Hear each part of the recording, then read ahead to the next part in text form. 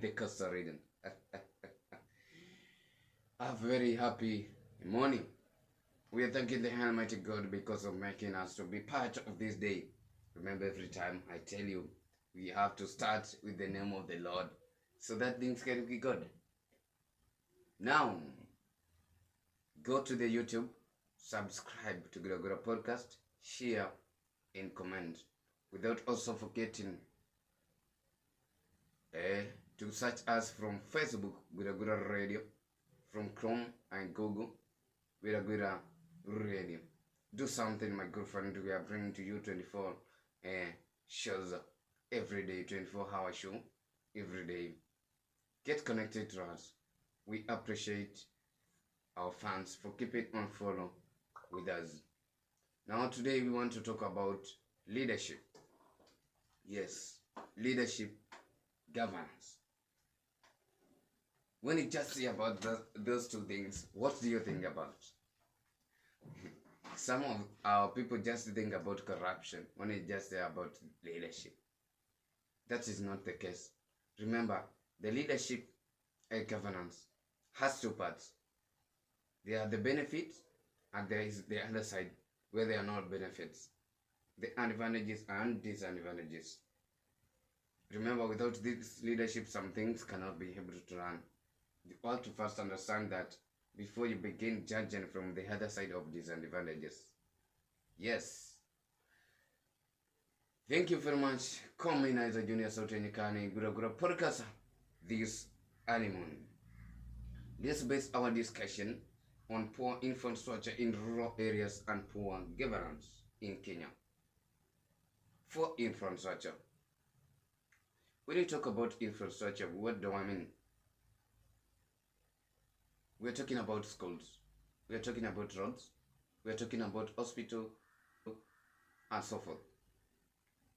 So these are things which are supposed to be developed because they run hand in hand with the government, with the type of leadership in position.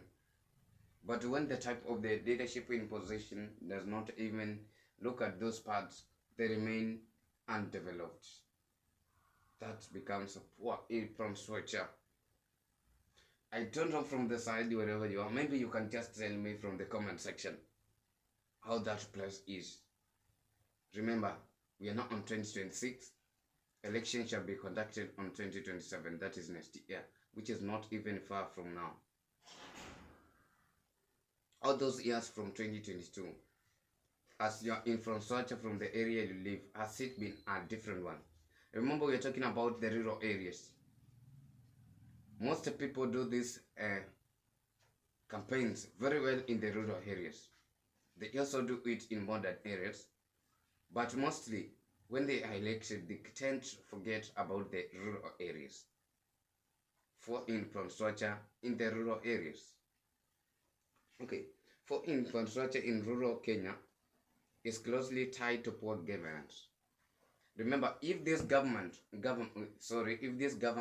was well, we should not be talking about for infrastructure in these rural areas. So, if the governance was good in the rural areas, we shall be talking about improved infrastructure. I don't know. When you tend to look at your place from 2022 up to now 2026, if you live in rural area, which infrastructure has been improved? Is it road? Is it school? Is it hospital? Market? All both of them have been improved. All none of them have been improved. Many rural areas lack reliable roads, electricity, clean water, healthcare facilities, and internet connectivity. Remember, these things make a place to be able to run well without problem. But we have been hearing about people from different rural areas going kilometers and kilometers to search for water, going kilometers and kilometers to search for healthcare, going kilometers and kilometers with no internet connection. Others are just struggling with poor roads where they are spending a lot of time in some rural areas. walking and walking, or even on a cars, moving and moving. A distance which was supposed to be conducted within around 1 hour, it goes up to about 8 hours because of poor roads in that area. These gaps are not just technical failures, they reflect weaknesses in planning, leadership, and accountability. So when we just talk about these gaps, it is not about technical failures, it is weaknesses of planning. Remember, some of the leaders, as they were doing their campaigns, they talked about, this is what we are going to do for you. We are going to plan this and bring it to you. Then after some time, there is nothing they are doing. That one is lack of planning. Leadership. They might be there as leaders, but they lack the leadership qualities. Remember, with the leadership qualities, things can be good, things can be run well. So that's what we say. Leadership qualities apply. And if we just meet a leader with the leadership qualities, things are going to be good. We also talk about accountability. Accountability is where a leader is accountable for every result, for every project he or she undertakes in a certain region. So, these leaders, they reflect weaknesses and also accountability. If these leaders have accountability on every activity they are running, I'm telling you, things are going to be run well, and we shall not be able to talk or discuss about poor infrastructure in the rural areas. So, if these leaders are accountable by stating, in this rural area around this place to this one, we are able to construct such type of a road 20 kilometers, this amount of kilometers. So next time we shall be doing it in a different way, in a different side, that is another different rural areas. Speaking about it, we have a borehole, we send a borehole around a certain region, which is going to serve this amount of population of people. So they know next time we are going to have another borehole around another different area, so that we can be able to serve this amount of population of people. That is being accountable for everything they are doing.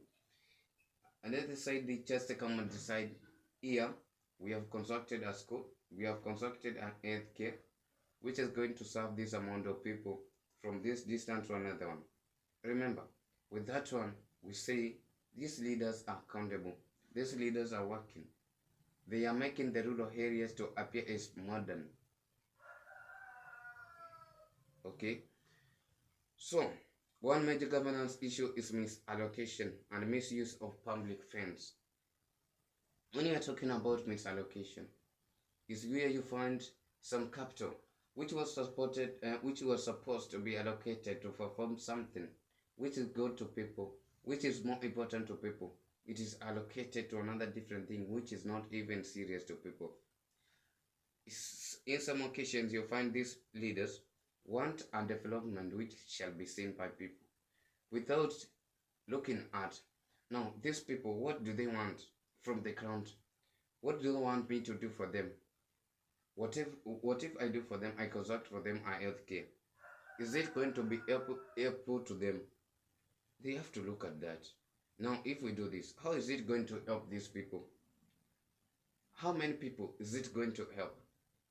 That one will be a good idea to these people. Misuse of public funds, it is the same way. Because if you are allocating amount of money to a certain project, which is not even useful to people, which is not even going to solve a certain problem which is arising from the rural area, that one will not be good use of public funds. So, in short, you have to look at, how am I going to allocate this amount of money? What do the people need in many, so that I can be able to allocate for them, so that I can be able to do to them.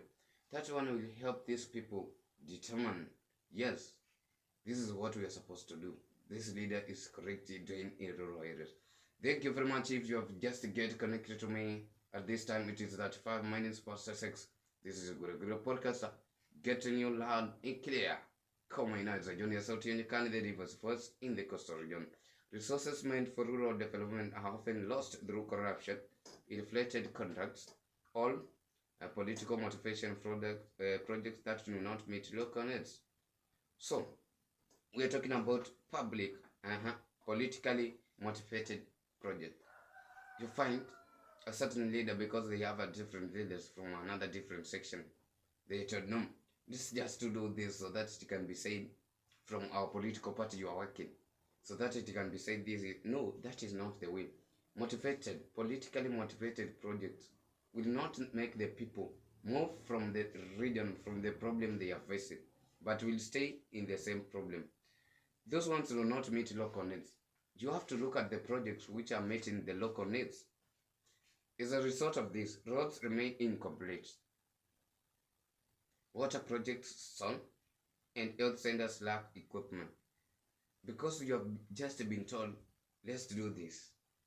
Instead of looking at what you're supposed to do, you are guided by political motivation. Instead of looking at what people need, or what these citizens in the rural areas need. That one is what we call poor governance. Weak accountability and transparency also play a role. Weak accountability and transparency. We are talking about transparency, where a leader is supposed to do something which can be portrayed and said, now, he spent 2 million in this. If we look at the project which was performed in these rural areas, is it true that 2 million was used? Accountability and transparency. Is this leader accountable for whatever he or she did? Is it acceptable in the rural area that this is the project they needed? Is it acceptable that it is going to serve a lot of people? You also have to look at the population which this project is going to serve. Remember, the reason why you got that seat, which was you were elected to, is because of the population, the numbers, the popularity of you. So with that, looking at a project which is going to serve a large population of people, it is more better than just creating a politically motivated project which the other leaders are going to say, yeah, you did it. But remember, those are not the people to give you votes to 2027. Look at the look of people from the rural areas whom you're serving, to serve them correctly and how they are supposed to be served. Remember, one quality of a leader is to be in a position to serve the people who he or she is governing. Rural communities often have limited power to question. Leaders all monitor projects allowing poor quality work and abundant infrastructure to go unpunished. So remember, these people from the rural areas hawana sauti. Hawana sauti. Wao wanajua tu walikuchagua na wako na kiongozi. But what happens if these people are unquestionable? They abandon infrastructure to go unpunished. If they do not have a voice, somebody just told me, a voice for the voiceless. Devolution was meant to bring services closer to the people, but in some counties, poor leadership and local level corruption have slowed progress instead. So, some regions, devolution was brought down to the counties so that it can serve in improving the infrastructure. But some of the rural areas, some of the leaders, instead of bringing out the infrastructure, they are seen routing the money, the resources to their own pockets, which is not good. Political priorities further worsen the situation. Leaders may focus on feasible projects that win votes rather than long-term infrastructure like drainage, maintenance, or rural connectivity. Some of these leaders are focusing on projects which are going to win the voters. They say, now, this is what he did, let us choose him. Without focusing on long-term projects which are going to stay there and help people in different ways. This leaves many areas isolated, especially during rain seasons, affecting farmers' access to markets, children access to school, and patients access to hospitals. When you are talking about roads, remember roads are very useful, and some areas, because of rain, transport may be limited because of these poor roads. Remember, there are students who are supposed to go to school. Remember, there are workers who have been employed who are supposed to travel every morning. Remember, there are farmers who are supposed to take their goods, their goods from their area to a different area, and they need an improved transport sector. Remember, there are also perishable goods which are supposed to be carried in that area. What if they go bad within the way? Remember, this farmer took a lot of time preparing the shamba. After time, he plants or she plants. After some time, he or she harvests. Then looks for transport means so that he or she can be able to take them to the market. Then, because these goods are perishable and poor roads, they end up becoming bad on the way. You have to look to that. Patients' access to hospitals. Remember, these patients, at some time, like the expectant mothers, they need fast travel to the hospitals, to the healthcare to access them. The age, they need good transport so that when they are moving in that way, there's no problem. You have to look at that as a leader. So that one bring a limitation to patient access to hospitals. So these things, where there's this poor governance in the rural areas, it brings to persistent poverty. Because you cannot tell me the farming is going well. Then the time of taking the goods to the market, they end up becoming bad on the way. That one will automatically lead to poverty. Also, these students, instead of going to school, every time they are on the way, moving and moving up and down. We also talk about unemployment. Remember, if there are schools in the rural areas, some people get employed in that place, not only teachers, but there are many positions which are required to employ many people in that place. When you talk about construction of roads, there are many people to be employed in that construction of the road. Rural areas, it also leads to rural-urban migration. Some people, they just decide to say, no, we are staying in this rural area. There's nothing in progress. There's no work we are doing. Let's just move to the rural areas.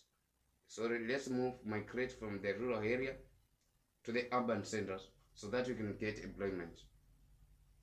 Nasikia wengine wakisema, no, venye hii mahali inakaa siwezi kaa hapa. Without forgetting, this is Gura Podcast. Call me Naiza Junior, Sauti ya Nyikani.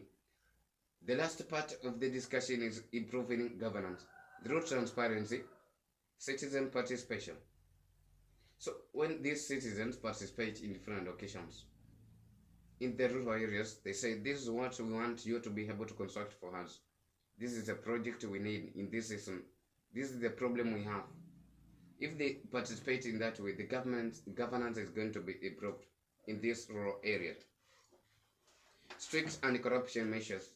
Where there are strict anti-corruption measures, they are going to make these leaders work and avoid routing of this money to their pockets, thus making the rural areas to be able to improve.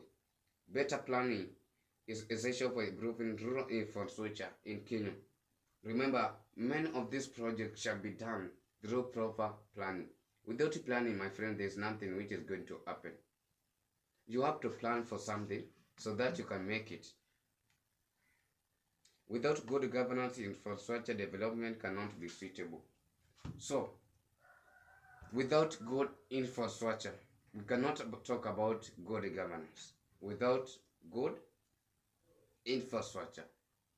So, my good friend, from wherever you are, I thank you because of staying connected to me through Gura Podcast. Don't forget to subscribe, follow, share, and comment from YouTube. Call me Naiza Junior, Sauti ya Nyikani. Thank you for watching.